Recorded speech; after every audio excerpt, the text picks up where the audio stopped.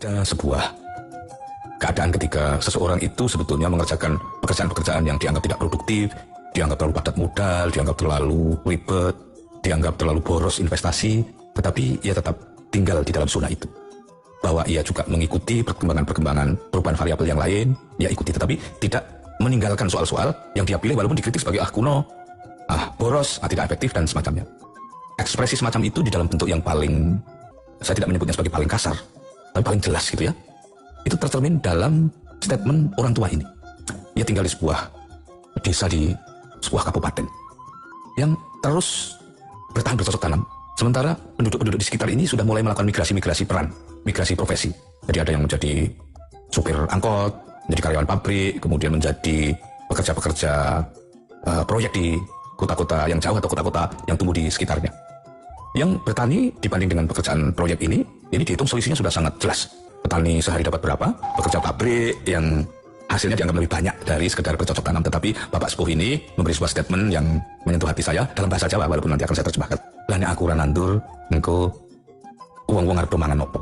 Jadi kalau saya tidak menanam, nanti orang-orang itu akan memakan apa? Karena apa yang dimakan itu berasal dari apa yang kita tanam. Jadi kalau banyak orang melakukan migrasi peran, dan peran-peran tertentu itu diabaikan, maka keseimbangan peran akan lenyap. Sekarang ini ramai sekali era disrupsi, sebutan yang sangat gagah dan mentereng dan menggentarkan. Ya, tiba-tiba orang yang mendirikan pabrik kalah oleh penjual online misalnya.